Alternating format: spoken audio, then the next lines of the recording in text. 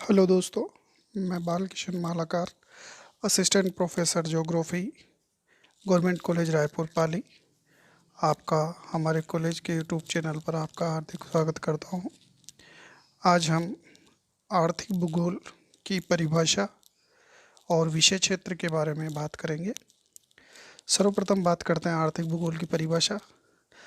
आर्थिक भूगोल अध्ययन का वह क्षेत्र है जो पृथ्वी पर मिलने वाली आर्थिक क्रियाओं की स्थानिक भिन्नता का अध्ययन करता है। यानी ये भिन्नता जो विभिन्न भौगोलिक कारकों के प्रभाव से स्थानीय, राष्ट्रीय और विश्व स्तर पर दृष्टिगोचर होती है। इस प्रकार ये पृथ्वी तल की स्थानिक भिन्नताओं का अध्ययन आर्थिक क्रियाओं के निर्धारण के रूप में प्रस्तुत करता है। यानी हम ये कह सकते हैं कि विभिन्न जो भौगोलिक कारक हैं और उन भौगोलिक कारकों का जो स्थानीय स्तर पर या पूरे देश या राष्ट्र स्तर पर या फिर वैश्विक स्तर पर जो भिन्नताएं दिखाई देती है, उन विभिन्नताओं के कारण से उन क्षेत्रों की आर्थिक क्रियाएं जो निर्धारित होती है, उसी का अध्ययन हम इस आर्थिक भूगोल में करते हैं। अब ये जो विभिन्न आर्थिक क्रियाएं हैं, वो आर्थिक क्रियाओं को हम 3 भागों में बांट सकते हैं। पहला, उत्पादन से संबंधित क्रियाएं। दूसरा, विनिमय से यानी एक्सचेंज से रिलेटेड क्रियाएं। और तीसरा है मनुष्य के द्वारा किए जाने वाले उपभोग से संबंधित क्रियाएं।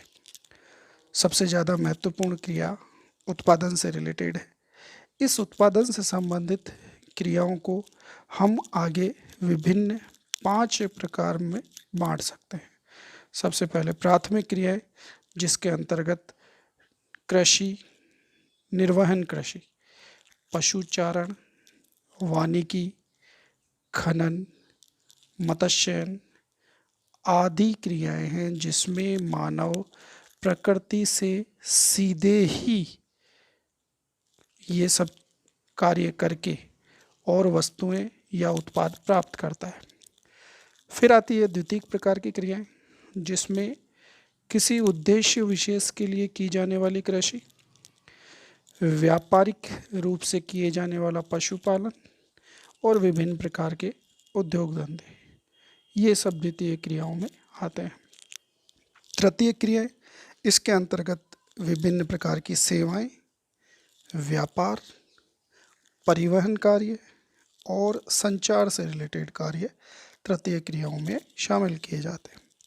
फिर चतुर्थक क्रियाएं, जिसमें वित्त, स्वास्थ्य, मनोरंजन सेवाएं, शिक्षा सेवाएं, विभिन्न प्रकार की प्रशासनिक सेवाएं आदि इसमें शामिल किए जाते हैं।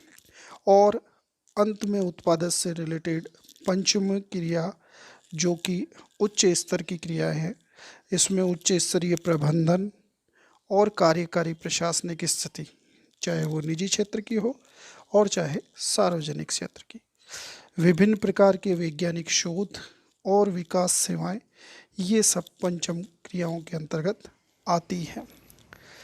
उत्पादन से रिलेटेड आर्थिक क्रियाओं के पश्चात विनिमय से संबंधित सेवाएं, विनिमय से संबंधित क्रियाएं इसमें शामिल होती हैं, जिसमें परिवहन और वितरण सेवाएं, जैसे मालभाड़ा परिवहन, परस्पर संपर्क या दूरसंचार पर सेवाओं और विचारों का विनिमय, सवारी परिवहन, गोदाम, खुदरा एवं थोक व्यापार, ये विनिमय से रिलेटेड क्रियाएं हैं।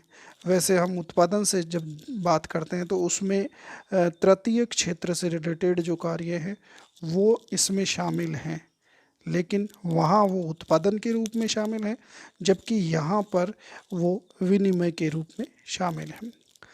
और अंतिम जो आर्थिक क्रिया है वो है उपभोग।